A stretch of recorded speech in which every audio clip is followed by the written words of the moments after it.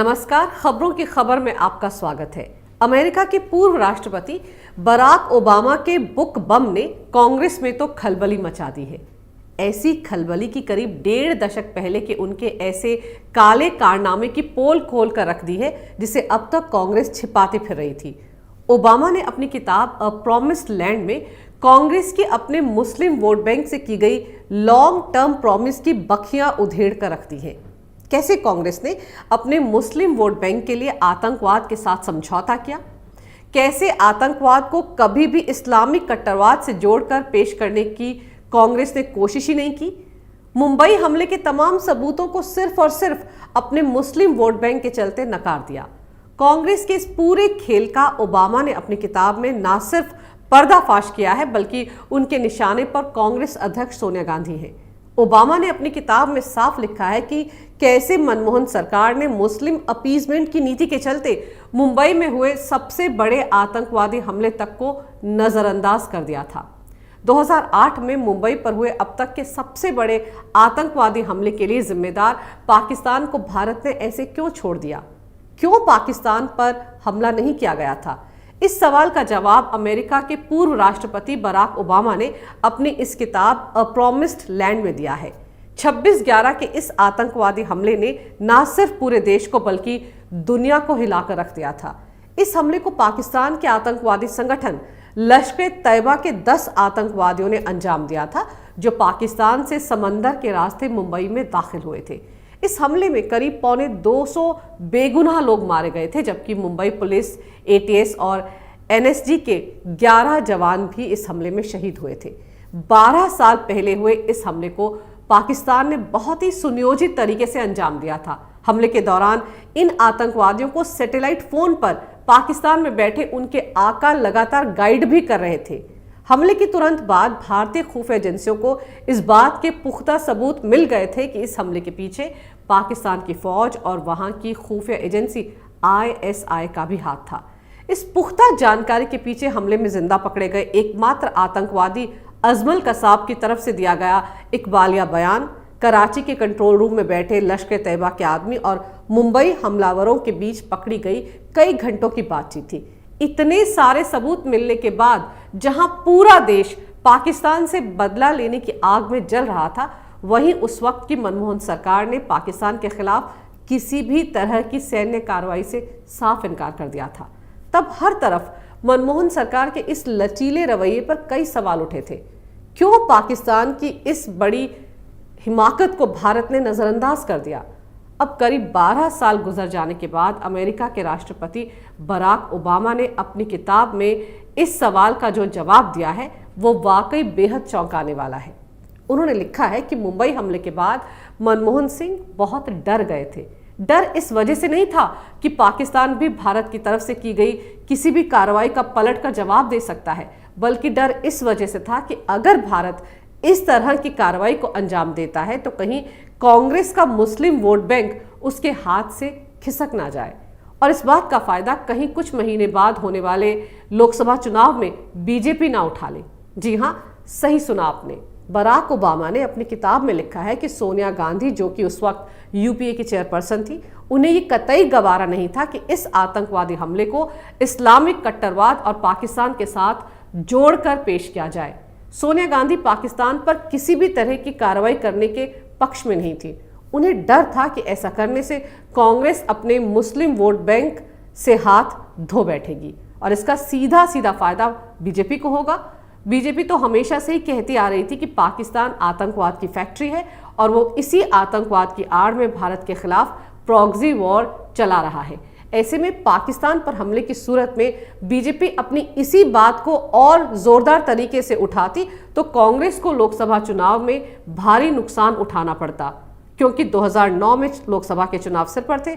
ऐसे में कांग्रेस, जो 2009 का चुनाव भगवा आतंकवाद के मुद्दे पर लड़ने का मन बना चुकी थी, वो पाकिस्तान पर हमला करके आ बैल मुझे मार नहीं करना चाहती थी और इसीलिए अपने मुस्लिम वोट बैंक को एकजुट रखने के चलते उस वक्त की मनमोहन सरकार ने अपने फायदे के लिए न सिर्फ देश के मान सम्मान को ताक पर रख दिया बल्कि देश की सुरक्षा के साथ भी एक समझौता कर लिया। सिर्फ और सिर्फ मुसलमानों को खुश करने के लिए, उनके वोट हासिल करने के लिए इतने बड़े आतंकवादी हमले पर मनमोहन सिंह खामोश रहे। और इसीलिए बराक ओबामा ने अपनी किताब में मनमोहन सिंह को एक डरा हुआ प्रधानमंत्री बताया है। ये तो वो तथ्य हैं जिनका खुलासा बराक ओबामा ने अपनी किताब में किया है। लेकिन कांग्रेस ने ऐसा क्यों किया? क्यों कांग्रेस को इस हमले में पाकिस्तान का कनेक्शन नजर ही नहीं आया? क्यों कांग्रेस ने इतने बड़े गुनाह के लिए भी पाकिस्तान को बख्श दिया? क्यों कांग्रेस पर पाकिस्तान के प्रति नरम रवैया रखने का आरोप लगता है? इस खेल को पूरा समझने के लिए आपको 2006 और 2007 में हुए कुछ आतंकवादी हमलों को जहन में रखना होगा। गौरतलब है कि यूपीए 1 सरकार के गृह मंत्री पी चिदम्बरम ने 2006 में महाराष्ट्र के मालेगांव में बम धमाके, हरियाणा में समझौता एक्सप्रेस में धमाका, हैदराबाद में मक्का मस्जिद में धमाका और 2007 में अजमेर शरीफ दरगाह पर हुए बम धमाकों के बाद भगवा आतंकवाद का जुमला उछाला था। मालेगांव धमाके के बाद तो मनमोहन सरकार ने कथित हिंदू आतंकवाद के नाम पर साध्वी प्रज्ञा, कर्नल पुरोहित, स्वामी असीमानंद को महाराष्ट्र एटीएस ने गिरफ्तार भी किया था। किस तरह से उन सबको प्रताड़ित किया गया था ताकि वो ये बात कबूल कर लें कि वो ऐसे हिंदू संगठन से जुड़े हैं जो आतंकवादी हमलों को अंजाम देता है। आज इस साजिश का पूरी तरह से पर्दाफाश हो चुका है। खुद साध्वी प्रज्ञा, जो आज भोपाल से बीजेपी सांसद है, उन्होंने कितनी बार अपना दर्द बयां किया है। जरा सोचिए, इस भगवा आतंकवाद की थ्योरी को सच साबित करने के लिए कांग्रेस की यूपीए सरकार ने उस समय महाराष्ट्र पुलिस और महाराष्ट्र एटीएस, एनआईए समेत कई खुफिया एजेंसियों का किस तरह से बेजा इस्तेमाल किया था। मुंबई पर हमला करने आए सारे पाकिस्तानी आतंकवादियों के हाथ पर कलावा बंधा हुआ था और उनके पहचान पत्र भी हिंदू नाम से बनाए गए थे, जिनमें पता भी बेंगलुरु का लिखा हुआ था। यानी हिंदू आतंकवाद की जो थ्योरी यहाँ कांग्रेस के नेता भारत में ना सिर्फ घड़ रहे थे बल्कि उसे एस्टैब्लिश करने में भी पूरी ताकत लगाए हुए थे, उसी थ्योरी को अमल में लाने के लिए, अपने फायदे के लिए, भुनाने के लिए पाकिस्तान भी लगा हुआ था। पाकिस्तान ने जिन 10 आतंकवादियों को भारत में भेजा था वो सारे के सारे हिंदू पहचान पत्र के साथ, हिंदू नामों के साथ भारत में दाखिल हुए थे। यानी अगर अजमल कसाब जिंदा ना पकड़ा जाता तो शायद पाकिस्तान दुनिया में ये साबित करने में कामयाब हो जाता कि मुंबई हमले को हिंदुस्तान के भगवा आतंकवादियों ने ही अंजाम दिया है। तो जो भगवा आतंकवाद की थ्योरी सबसे पहले चिदम्बरम ने उछाली थी वो सच साबित हो जाती। वो तो भला हो शहीद तुकाराम ओमले का, जिन्होंने अपनी जान की बाजी लगाकर कसाब को जिंदा पकड़ लिया था। ऐसे में मुंबई पर आतंकवादी हमले के बाद पाकिस्तान पर हमला करने से तो आतंकवाद के धर्म और मजहब पर खुद ब खुद मोहर लग जाती और यही कांग्रेस नहीं चाहती थी। इसके बाद यूपीए 2 में गृह मंत्री का प्रभार संभालने वाले वरिष्ठ कांग्रेसी नेता सुशील कुमार शिंदे ने भी 2013 में विवादित बयान देकर चिदम्बरम की भगवा आतंकवाद की थ्योरी को फिर चर्चा में ला दिया था। उन्होंने बीजेपी और आरएसएस पर भगवा आतंकवाद फैलाने के लिए आतंकवादी प्रशिक्षण शिविर चलाने का आरोप भी मढ़ दिया था। उन्होंने जयपुर में कांग्रेस के सम्मेलन में कहा था कि जांच के दौरान रिपोर्ट आई है कि बीजेपी और आरएसएस आतंकवाद फैलाने के लिए आतंकवादी प्रशिक्षण शिविर चलाते हैं। गौर करने वाली बात तो यह है कि शिंदे के इस बयान के करीब 1 महीने बाद राहुल गांधी ने यहां तक कहा था कि इस्लामिक आतंकवाद से ज्यादा बड़ी चुनौती हिंदू आतंकवाद है।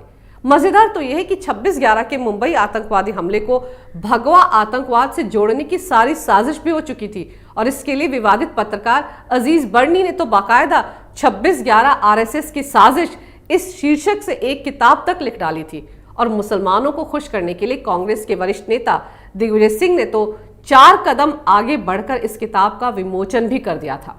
हैरानी की बात यह है कि कांग्रेस की सरकार के वक्त इस तरह की पुस्तकें लिखी गई और उनका विमोचन तक कांग्रेसी नेताओं ने किया, जबकि उस समय अमेरिका तक ये बता रहा था कि मुंबई हमले में शामिल आतंकवादी पाकिस्तान से आए हैं।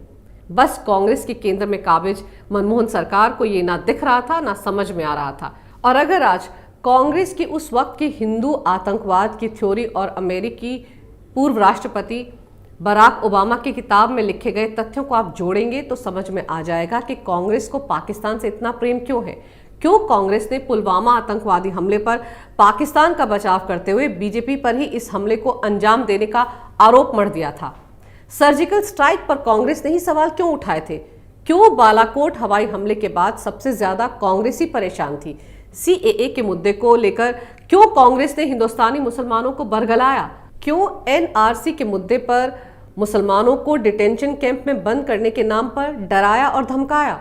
और जम्मू कश्मीर से आर्टिकल 370 हटने के बाद कांग्रेस के नेताओं और पाकिस्तान के नेताओं की जुबान एक जैसी थी। क्यों यहां जो कुछ राहुल ने बोला वही बात इमरान खान ने यूएन में जाकर बोली? आज भी क्यों कांग्रेस कश्मीर में आर्टिकल 370 बहाल करने के लिए बने विवादित गुपकर गैंग का हिस्सा है? पाकिस्तान के नेताओं और कांग्रेस के नेताओं की जुबान एक ही है, ये महज इत्तेफाक नहीं हो सकता।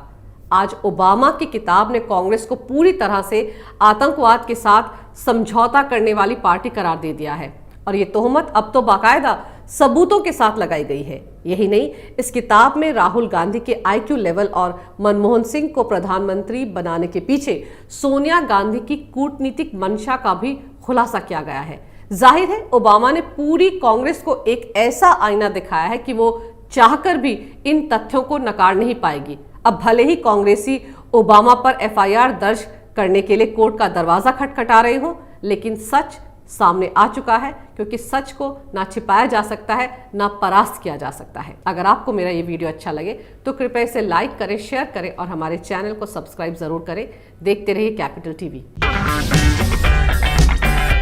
अगर आपको हमारा वीडियो पसंद आया हो तो इसे लाइक करें, हमारे चैनल को सब्सक्राइब करें और हाँ, बेल आइकन दबाना ना भूलें ताकि आप तक हमारे वीडियो की नोटिफिकेशन पहुंचती रहे।